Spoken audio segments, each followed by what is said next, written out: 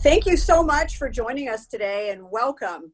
I am Anasuya Strasner and I'm so excited to be hosting today because we are spending our time with one of my favorite customers, Phenix, which is absolutely crushing it when it comes to real-time access to almost every single cool event out there that you can imagine, from horse racing to, sporting events to, I think coming soon, music. And I am personally lobbying right now to be one of the first to check out real time, not to be confused with live, streaming music concerts with Phenix. I think it would be so awesome.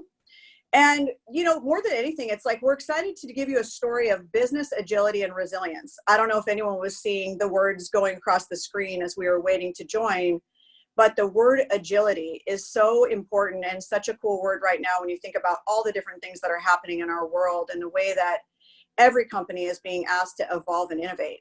So Phenix, they're a leading provider, if not the leading provider, of synchronized real-time IP video solutions. And we're going to talk about what that even means in terms of real-time versus live. And they're delivering content to broadcast style audiences and to any audience with less than half a second latency. And we're going to talk about why that's so critical, especially when you think about sporting events and gaming and betting and real-time visibility to activities and what's happening. Most of us as lay people have had these moments where like the screen freezes and where it's usually during like the very best moment of what's happening where we're like, are you kidding me? Well, we're going to hear today how Phenix has overcome these issues using Oracle's cloud infrastructure. A lot of providers are plagued by rebuffering and latency and freezing, especially when they have large amounts of viewers joining all at the same time. And that's why that word of broadcast style audience is so critical when it comes to what Phenix is doing and what they're providing. And this is why companies are choosing Phenix to deliver their real-time cloud services and to deliver their real-time solutions so that they can get immediate value across everything that they're trying to do from their real-time audiences. And so Phenix is going to talk to us today about what they're doing and how they're doing it so we can get to understand what that even means in terms of real-time and how critical that is. I mean, who wouldn't want to stream 100 times faster than major networks? And that is really what is incredible what Phenix is doing. So let's get right to it. Let's hear firsthand why, how, and in what way Phenix is delivering real-time video. So, but before we do that, we're going to do a quick poll, just get a sense of what's going on out there and what you guys are up to. Which entertainment programs are you most likely to stream? So would you be more likely to stream music, sports, live sports? Would you be doing sports betting, awards programs, or game shows? I'd love to know what you guys think. Which entertainment programs are you most likely to stream? Let's take a second and see what the feedback is. Okay, so wow, it's almost a tie, live sports and live music. So we've got live sports is 67%, probably not a big surprise, obviously a huge place for Phenix to be successful in.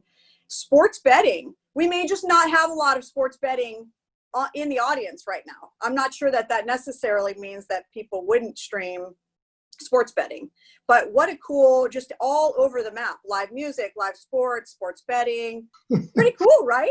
Yeah, I love it. What about you? What would you stream? Just out of curiosity, Jed. Well, like you, I'm a music fan, so I want to see those concerts. I want to see everybody. I want to be able to interact with the artist. So that's the best thing. Yeah, absolutely. And so just introducing you so everyone gets to know you.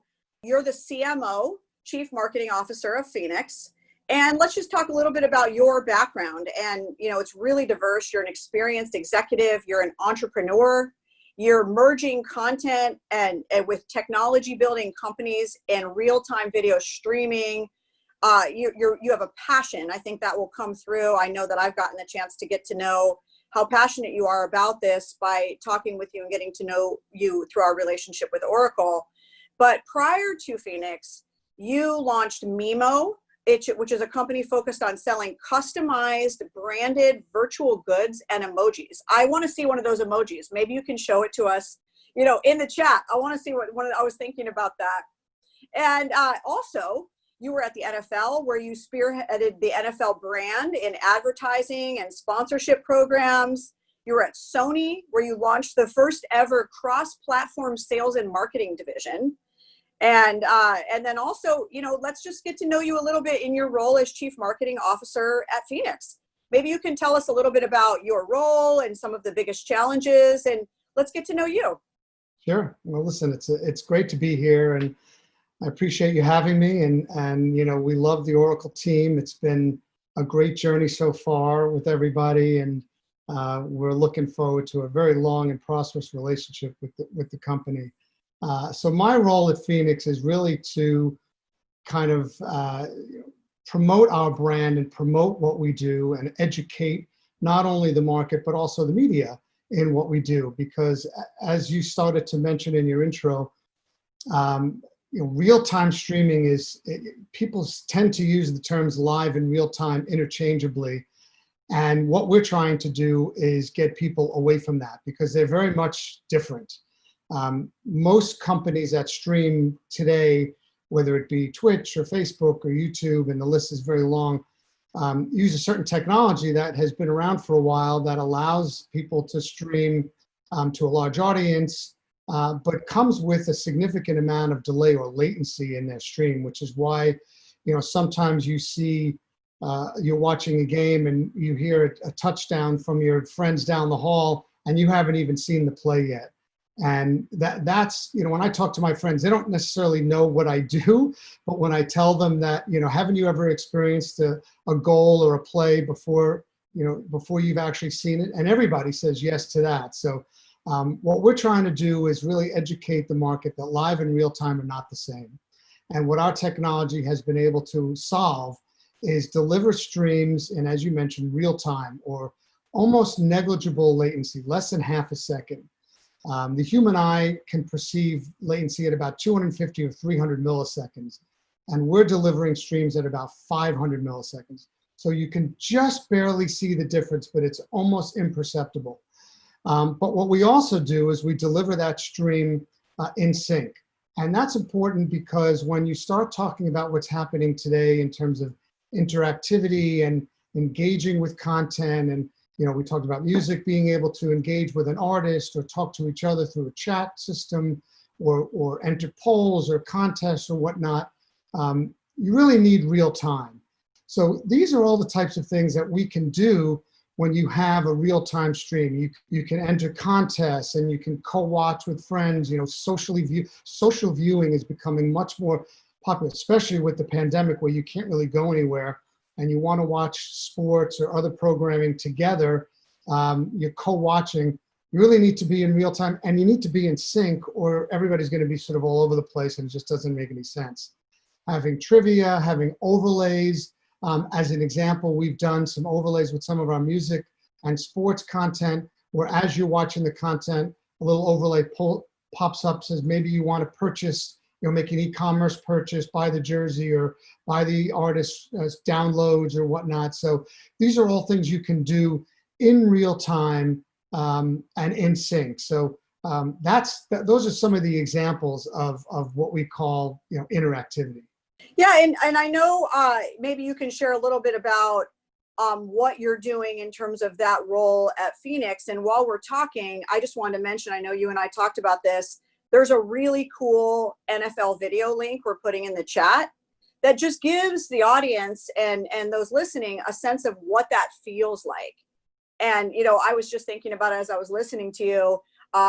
Citizen Cope did a live concert, and it was pretty crazy. Like, they were in one location, they had this audience streaming and audience participation. I don't even know how they did it, where it was like this camera and you could see people dancing in their living room. Yeah. And just that, like you said, that interactivity is something even more, given, a lot of people being at home, I think that folks are looking for, regardless of whether it's virtual. No, you're 100% right. And the NFL video that we put in the chat just shows an example of latency. And you say that, well, you're 20 seconds behind or 30 seconds behind, and it may not sound like a lot, but when you look and compare what, 20 and 30 seconds is, it's enormously, it just feels like an eternity. And if Yeah. you're watching a game and you're 20 or 30 seconds behind, you've kind of lost the whole flow of what the game is. And some of your friends are watching one or two plays ahead or behind you. It just doesn't really, it's not really conducive for a great user experience. Well, and I was just even thinking about what you shared in terms of the human eye, just to give a perspective, because, when you hear that 1 to 2 seconds, it may not sound like a big deal, but when you think about what your brain is registering and what your eye is seeing, it's huge, especially when you're trying to interact with a virtual audience. It makes a huge, it's crazy when you realize that. I know. And imagine, okay, so now take that and then magnify it because people are betting. So now you start talking about money and, money changing hands and people betting on a horse race or a game.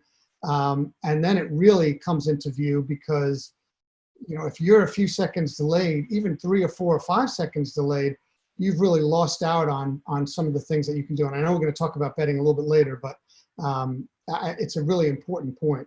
Yeah, it's what it feels like is you're providing basically instant, like immediate, right, like set real time. Right. So I know there's a number of solutions that Oracle is working with you on to provide this capability. Do you mind sharing a bit what we're working on together and what types of services you're leveraging? Yeah, absolutely. I mean, we leverage all of the compute, the storage, all of your networking capabilities. I think, because of what you're able to provide us worldwide, we can pick up streams, we deliver them all over the world. And again, because we're delivering everything in sync, you can be watching a game, you could be in Brazil and I'm in San Francisco and, my wife is in La Jolla, and I'll just mention that because she is. And we're all watching the same game at the same time.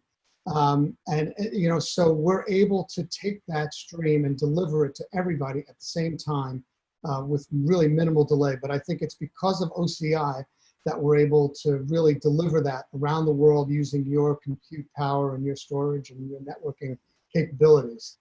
So it would be awesome, when we think about it, and maybe Jed, you can share just how you leverage your own proprietary algorithms and what that means, and how you leverage our infrastructure and our ability to scale really globally to make that possible. Can you comment on that? Sure, absolutely. So just briefly, so the protocol we use for our technology is known as Webrtc. And sort of the off-the-shelf version of Webrtc was built as an open source project through Google about 6 or 8 years ago, and really was designed for chat. Like what we're doing right now uses a form of Webrtc, this sort of one-on-one, real-time communication, but it really wasn't built to scale. So once you have 500 or 1,000 people, it starts to degrade and it just doesn't work properly. So what we've done and what our co-founder has done, Dr. Stefan Barrere, who's just a really special talent in the streaming space, he's rebuilt our technology from the ground up and really re-architected it to allow us to scale. So what you're looking here is a sampling of all of the different points of presence that Oracle has and gives us that presence all over the world. So when we're streaming an event, it doesn't matter where the origin is. If the event is happening in London and you're in Melbourne, well, it doesn't really matter because what we're using private fiber to connect all of these points of presence. So you're receiving that stream in less than half a second, regardless of where you are, because of the algorithms that we've built, those proprietary algorithms that you referred to. And using your compute and your networking capabilities really gives us that ability to stream to anybody, anywhere. Which is so cool. I mean, because we've talked about that. We use some of those words that I think a lot of people use, right? Enterprise grade, Right. Broadcast audiences, but to make it real, I mean, when you look at that picture and you think about the scalability of hosting an event or an activity for thousands or hundreds of thousands of viewers that are also interacting with each other while they're consuming that content, and the ability to scale that up and down based on the bandwidth that's required from all those viewers, I mean, that's what I think when we talk about enterprise grade, what we mean. And I think what I'm hearing from you, it's just also, that's what when you say broadcast audiences, I mean, it's like hundreds of thousands of people. Oh, absolutely. And, it's one thing to broadcast to, as you say, hundreds or millions of people. It's yet another to broadcast to that same audience while maintaining that same level of latency. So as an example, we were working with ABC and the Oscars last year, and as a requirement, they wouldn't sign the deal with us until we proved to them that we could stream to 1 million people concurrently while maintaining a half-second of latency. So we had to go through a series of load tests with them to show them that this is not going to break down, this is not going to degrade, it's going to work perfectly. So we did that, and they were amazed that it worked, for one. And because of that, they were able to, allow us, gave us a deal and allow us to do what we wanted to do and stream everything last year for them. I mean, and that's crazy. We talk about, in the technology world, like proofs of concepts. And I mean, that sounds like the craziest proof of concept ever to have to show that. I can't even imagine. Yeah, it was a lot of fun. We had quite a few of our engineers and our team really kind of, working on it. Obviously, it's a big brand, but really for us, it's just what our platform does. So yeah, yes, we had to work on some things and kind of customize it for them. But the truth is, it's what we do every day. We stream hundreds of thousands of streams on multiple thousands of channels simultaneously. So really, at this point, our platform works. It's been de-risked, and it's what we do every day. So I'd love to expand upon that because, Oracle, and we can say, or I can say at any time, right? We're enterprise grade, we're higher performance, we're lower cost, we're easier to migrate. We have, all kinds of those types of buzzwords, but it would be awesome if you could just share, I'm sure you looked at lots of other partners besides Oracle. What were some of the reasons beyond the buzzwords that you selected us as a partner? Yes, you're right. We did look at a handful of partners. In fact, we actually, I know I shouldn't say that there's a time before Oracle, BO before Oracle, but there was. We did have some cloud computing power and sources, but really when we started testing your service and working with your team, it was pretty much a no-brainer. I think, the way that you guys are able to reduce costs for our processor workloads.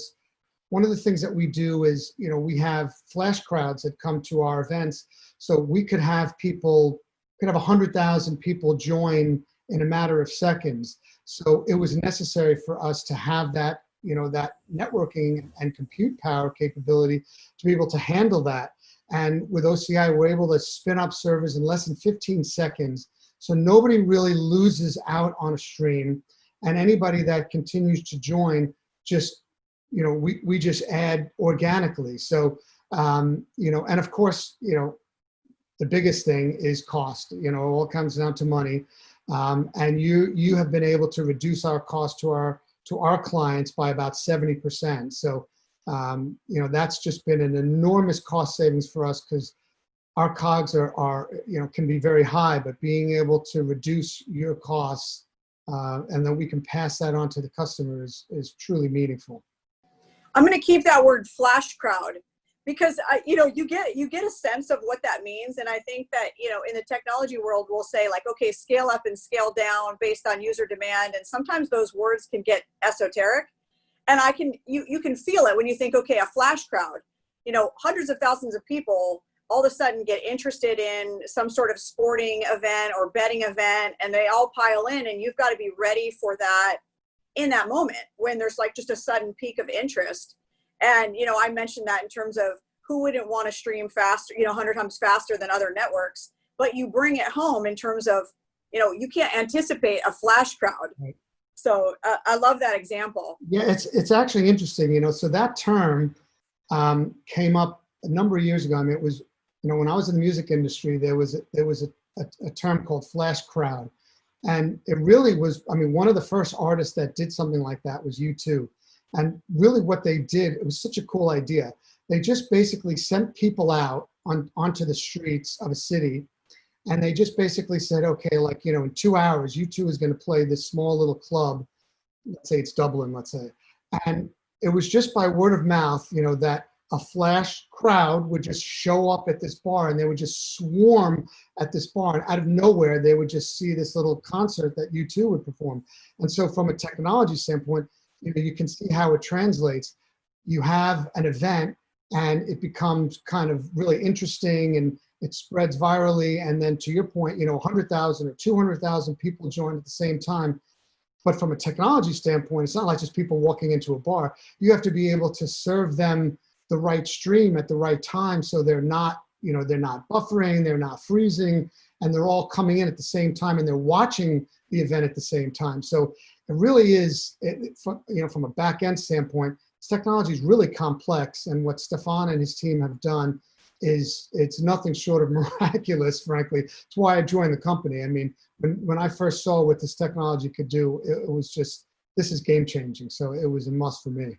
And it's so cool because, you know, it's like, I always like to try to make it real in the sense of when you think about increasing efficiency of workloads by 40%, you know, what does that mean? And when you explain that concept of flash crowds and being able to provide that real-time streaming in an instant right then with no anticipation, and you think about like the networking costs associated with that, and then for you to make a statement like, with Oracle Cloud Infrastructure, you were able to decrease the networking costs by 70%. That's a really big deal because you could have a flash crowd, right? And you might provide all the amazing real-time access known to man, but you may not anticipate the costs associated with that. And so being able to be planful and thoughtful while also providing that real-time solutioning, that's pretty cool, you know, in terms of managing the bottom line. No, absolutely. You're 100% right. I mean, look, big part of our business model is usage. So if we work with a client and they say, well, estimate what our usage would be. And let's say we say, okay, well, we anticipate 50,000 users, it's going to cost this. And they're anticipating a certain cost level. But, you know, if let's say that doubles, right, triples, well, then all of a sudden, you know, their costs are going to go up. But if because of OCI and because of what you're able to provide us in terms of costs, we can pass on a savings and make that cost, you know, minimally more than what they would have anticipated, well then, yeah, that's going to work in a big way in their favor. And obviously if they're happy, we're happy. So it's a big deal. Yeah, no, and thank you for bringing that home for us. And so, you know, just out of curiosity, right, it's a crazy time. Instead of sitting together in person, we are interacting virtually in real time. Yeah. And, you know, I'm curious, have you seen a change in terms of the types of services or the way that the customers that you work with are consuming your services, given everything that's going on with so much virtual engagement? Yeah, I would. I would actually say there's two interesting developments from the start of the pandemic. One is sort of odd. It's kind of given us a little bit of the time to take a step back with some of the larger clients or prospects that we've been talking to, telecoms and some of the sports properties, both here in the US and overseas. You know, we do a lot of work overseas, and thankfully you have a lot of points of presence in Europe and Asia and South America, which is where we're doing a lot of business. So it's really a great match from that standpoint. But it's really given us a chance to talk a little deeper with our prospects about deal flow and the agreements that we were starting to work on. And it's given us more time to focus on that because we're not necessarily streaming their events because there weren't any events. So it's given us a chance to both of us to kind of take a step back and say, okay, how do we really want to do this? How do we want to make this deal work? And because of that, we've actually been able to sign some deals that we may not have signed as quickly as we would have because of the pandemic. And then number two, you mentioned early, because I know that you're such a music fan, as am I, music is a vertical that we really weren't focused much on before the pandemic, you know, because artists would tour and, you know, real time is as great as it is and as useful as it could be for anything. probably wasn't the most important feature for a concert while somebody was touring. But now that there isn't any touring and artists are still looking at ways to engage with their fans, now we're working with some of the bigger artists in the world on streaming some of their concerts because they can't tour. And yes, some of them still want to make money and generate revenue, but the big ones are more interested in just engaging with their artists, with their fans, I'm sorry. And they can't do that today. I mean, it's not, sending a tweet is one thing, but being able to perform and do a show for their fans in real time and being able to add that whole level of interactivity that we talked about earlier, that's what we're starting to see that we never really saw in a big way that we're seeing now. Yeah, I mean, it's amazing. I mean, I know, like you, we both follow the different, music events and activities. And, for example, there's like Bottle Rock in Napa, for California, and all these events. I was going to go to an awesome concert at Red Rock. It's amazing to see an industry totally have to, in many ways, reinvent themselves and be reliant on solutions that you provide, because that is the concert. And then that interactivity. I'm sorry. Early on, we did a series of shows with Erykah Badu. And, one of her mantras was, listen, I got to pay my band. These guys are going to go out of business. And, and I want to donate some of the earnings from my ticket sales to a charity for COVID. So we streamed her first two shows. It was great. We had 200,000 people streaming. She was able to make a little money. Her band was able to make a little money. She was able to donate a couple of dollars to her favorite charity. It was really, it's just a great thing all the way around. So, and now we're starting to see some really big artists come to us and say they want to give back to their fans. So it's really exciting.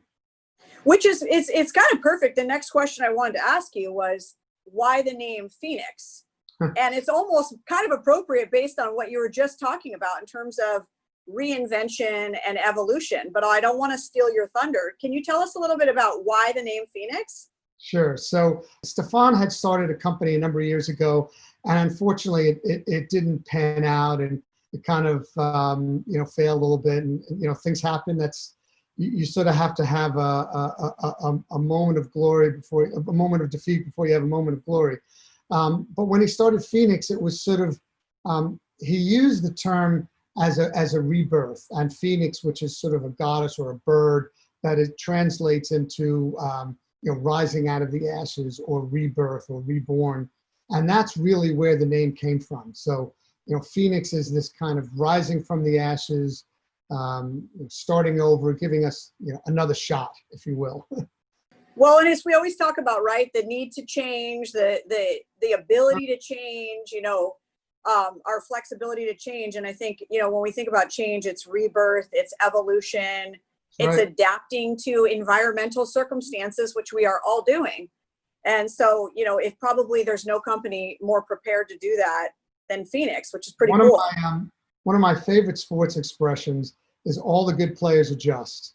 And that's exactly what Stefan did, and what we have, followed in his lead is, you got to be able to adapt and adjust and be nimble and listen to your customers and figure out what they need and provide it. The fact that we're fortunate to have this amazing technology, we can provide things that nobody else can really do. So that's our strength. So I love that. Now I have all the good players adjust and flash crowds. That's right. So I'm going to see what else I can take with me. Those are both super cool. So is there something that you can think of, what would it be that would say, like, is there a dream event or activity that would say to you and to Phenix, like, we've done it. This is like the pinnacle of real-time streaming. Absolutely. What would that be? So every one of us have on our sort of, our bulletin board or whiteboard or whatever you want to call it. We want to stream the opening ceremonies of the Olympics to 1.5 billion people. We want to be able to say that's us delivering that to 1 billion people all over the world, in sync, in real time, with a beautiful quality picture. that's when we know, okay, we're here. And think about how, and by the way, it might be a very real possibility. You know, Oh, we it may is real. be It's doing that, definitely real. right? Yeah, it's definitely real. I mean, we could, I mean, right now we're at a point where we could probably stream pretty close to that right now concurrently. So we'll just have to get you to open some more data centers.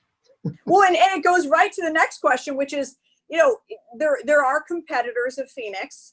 You know, how do we, you know, we talked about this, the global footprint, the lower cost in regards to networking, the Right. ability to stream and scale faster. But what are some of the things that Oracle is providing to you to help you make sure that you do get that Olympic event? You know, what are the things that we're helping you do to be competitive? Well, I mean, look, I think that, you know, working with your team and I mean, look, we're still a small company, and the attention that you guys pay to us, the level of detail that you know, are involved with in terms of how we operate, really is, it's just kind of mind-boggling, frankly, because, you know, you're an enormous company and we're really not yet, at least. So I think that, you know, that's one of the biggest benefits I think we've seen with working with you is just, you know, the teamwork that we have together. When we have a question, or if we have a need, or if we come to you and say, hey, look, you know, we're streaming an event in Mumbai next month, and we need 1 million, we're going to be streaming it to 1 million people. You guys react, you know, at the drop of a hat to make sure that we're covered in that territory. So, you know, I think that that's a really, it's a tremendous advantage to have that on our side. Parts of what we do, it can be done by other companies. What makes us unique is that we can do all of the parts. We've solved for latency, we solve for synchronous viewing, we solve for scalability, we solve for broadcast quality. The fact that we can bring all of those into one package, that's what makes us different.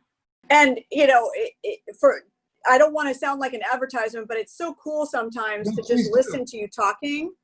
And because the thing is that's what we say too sometimes. You know, we're saying like, this is the difference. And I think that's what sometimes gets lost in the shuffle, which is you might have, or there might be a technology partner, or there might be a real-time solution provider that can do one niche thing incredibly well.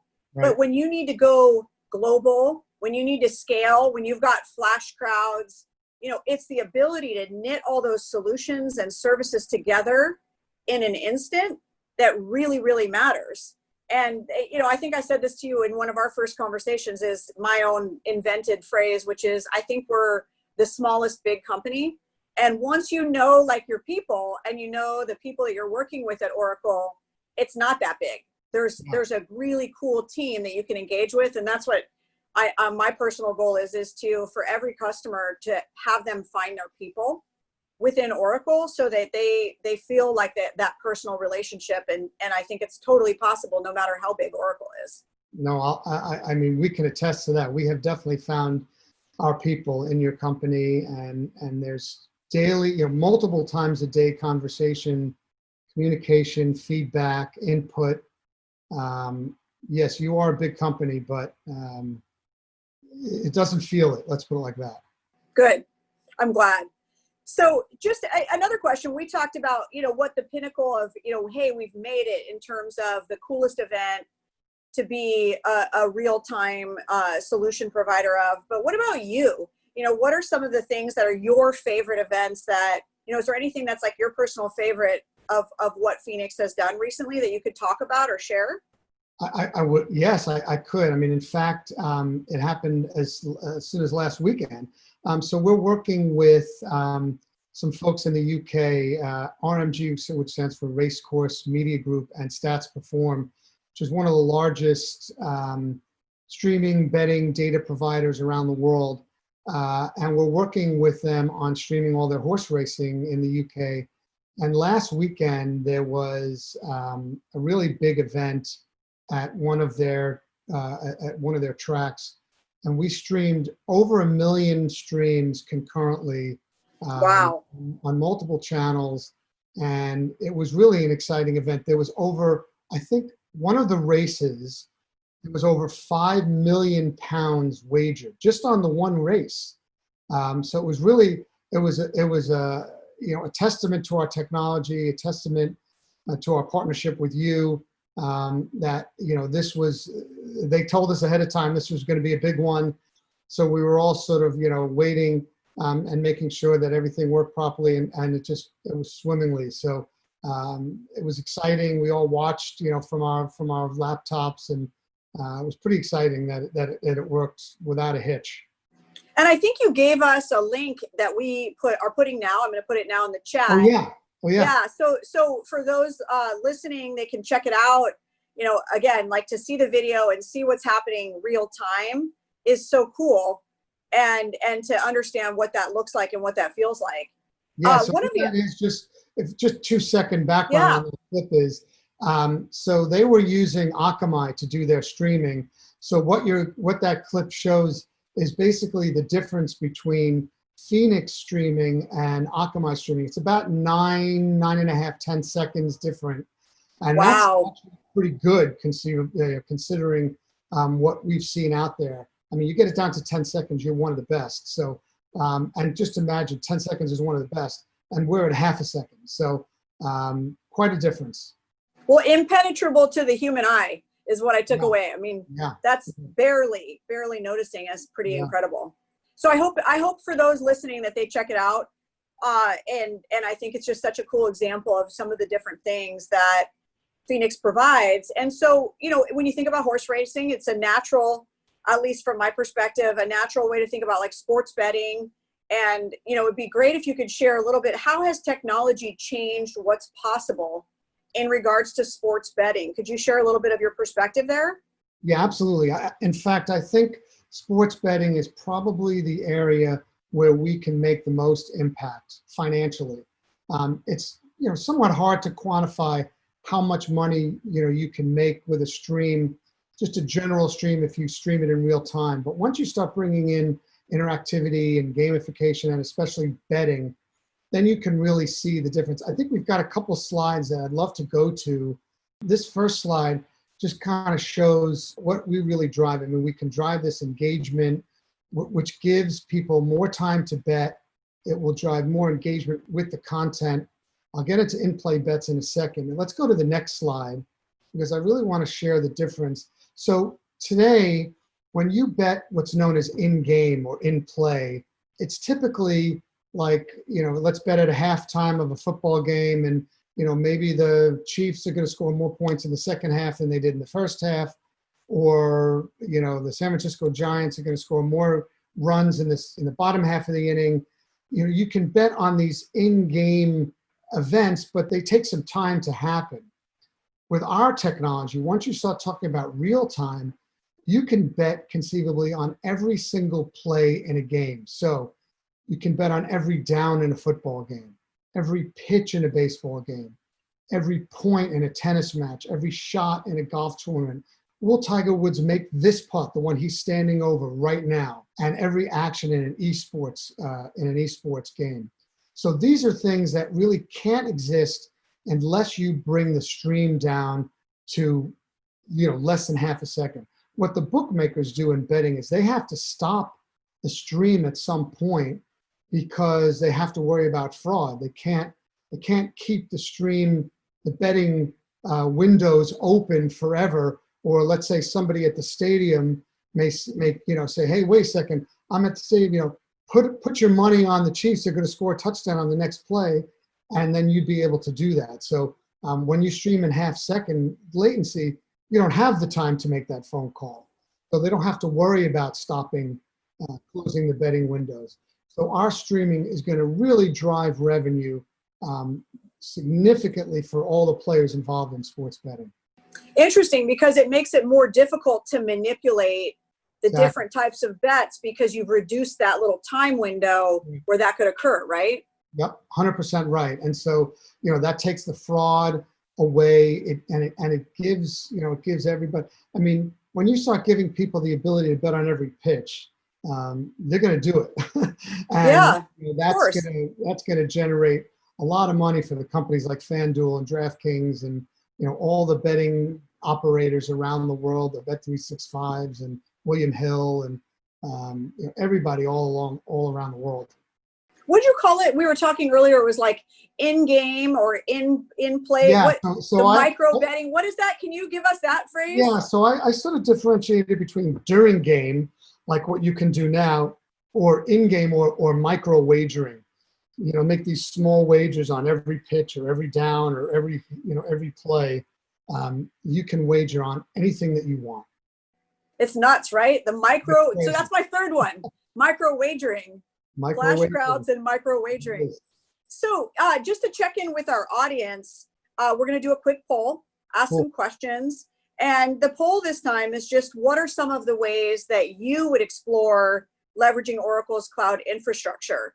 Would you be looking to modernize your applications or your infrastructure? It might be for reasons like we've just been discussing in terms of providing, faster speed, reducing networking costs. It might be just being able to provide more modern solutions. Maybe it's you're trying to reduce costs to move out of the data center, or really analyzing all that data and having real-time reporting. And I think that's something that a lot of us talk about is, what does that really mean to have real-time on-demand reporting? Or would you want to spend less on maintaining databases and getting more, quote, autonomous? So just really interesting. For spending less on maintaining databases and getting more autonomous, so that cost of really reducing costs is high. And I love that. Interesting about analyzing the data, modernizing applications, and moving out of the data center. It's cool because what I see, Jed, and I'm interested in your feedback, is this desire to spend less so that you can innovate more and have more possibilities in terms of what you need to do to change or be your own Phenix. Yeah, money talks, right? And I think that we see that all along the way, and being able to work with our clients and provide them with a solution, not only from a technology standpoint, but from a financial standpoint. I think that's one of the reasons why we're starting to win a lot more business. Yeah, no, absolutely. And there's all kinds of reasons that people are looking to evolve what they do or explore into new industries or spend more time in industries that maybe weren't as explored before, like you mentioned with music. Right. So maybe just it'd be awesome to include the audience a little bit and ask some questions of the audience. And so I'm going to take a second and just see what's out there in terms of questions. Okay.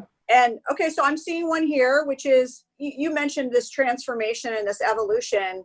When you look back, are there decisions where you're like, you know what, that was the right call, or there was like an inflection point where you had to go one way or the other? Anything you can share in terms of what were some of your best decisions as Phenix has evolved? Yes, absolutely. I would say the biggest decision we made was a bet on Webrtc. I mean, you have to keep in mind when we started the company 6 years ago, Webrtc was in its infancy. The other protocol, which is known as HLS, which is what everybody uses, all the broadcast networks and Twitches and Facebooks of the world, that was, by far the dominant protocol, and it's what everybody was basing their streaming technology on. But what we did is we made a bet that we said people are going to want to stream their content in real time. And even if we have to figure out a way to scale the technology, we figured it was easier to do that than the opposite, which is take the HLS or the more common technology and reduce the latency. So we made a bet, and it was a bit of a risk because, again, Webrtc was really not very well known. The browsers did not support it at the time. So it was a big chance that we took, but it has turned out to be absolutely 100% the right chance, because now all the browsers support it. There's no downloads, no clients. It's a perfectly, it's a standard compliant technology. So we're fortunate. We made the right bet. So there's a question that's just a complementary to what we just asked, which is, what was the biggest technical lesson you learned during your business career? And so I thought I would ask that, just because that's an interesting question given what you just shared in terms of taking some risks and making some bets in technology that maybe others weren't aware of. No, absolutely. I think that you can make the bet and say, okay, well, WebRTC is the way to go, and we're now going to move forward with that. But then actually how you do it is a whole nother story. Um, Yeah. as you can imagine, if it was that easy, everybody would just, there are a lot of companies out there that could throw, 100 engineers and $100 million, to the project and create, real-time streaming technology, and they'd be just like what we do. But it's more than that. And it's not just simply putting, throwing money and throwing people at a project and saying, okay, you come up with it. There are certain complexities with how you re-architect the technology. I mean, we've got a team of engineers that are extremely diverse and experienced, coming from NASA, coming from the government, really working on, one is help create, MRI technology. So you're talking about a team that is, uniquely qualified to have done this project and have now done it successfully, because that's where we are. Yeah, no, and I think that the combination of the different experiences and ways to think about the teams you're developing and the technology you're using, that weaves together really in a really interesting way in the way that you share. And Yeah. so just the next question is, what are your experiences using Oracle Cloud networking infrastructure? And then there's a parallel question, which is, what does your development environment look like? So maybe you could just kind of talk a little bit about what does your development environment look like, and any experiences you might share as a part of that in terms of your networking infrastructure. Sure. So from a development standpoint, we have a chief product officer who oversees all of our product and roadmap and development. He's got, he obviously oversees all of our engineers. We have about 15 in Chicago. We have about 8 or 10 in Kiev. We have another 6 or 7 in Lagos in Nigeria. At this point, because the platform, at least as a whole, has been built. What we're doing now is focused on features, improvement, new development, how we can make it bigger, better, faster, stronger. How do we listen to our customers? And if there's a feature that, let's say, a couple of them are looking at or have requested, that's something that goes on the roadmap. We have a number of different software tools that we use, from Jira software to Norton, to Kanban platform. So really it's Bill's, oversees all of our development. We have documentation on our website. It's a pretty extensive process when we get in, when we start talking with a client and we sign an NDA and we have, the communication lines open. We typically set up a Slack channel where we can start to share processes and testing and things of that nature. How we use Oracle, obviously, it just brings us that compute power and the global presence. We are now at a point where we can talk to anybody anywhere. When we first started, we didn't really have that ability. We had to be careful about, talking to customers maybe just in the US or maybe just in a few territories. But now, because of your global presence, and your network infrastructure, we can work on events anywhere and all over the world simultaneously. So that has really helped grow our business exponentially. Thanks for sharing that, because there's some questions in the chat in terms of just the technical details of how you release software, how you do upgrades, how do you, and then there's even more that I won't read out loud because I know we can follow up. But do you mind just touching on that briefly? Sure. So we do have releases, obviously, on the platform from time to time. We release it to our clients on our website. One of the things that I'm actually spearheading is a sort of a direct-to-client campaign where we have some communication, like new features, like new platform releases.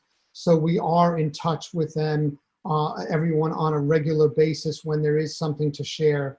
So nobody's falling behind. Occasionally, for instance, when a browser gets updated, for a while Safari didn't support the WebRTC protocol.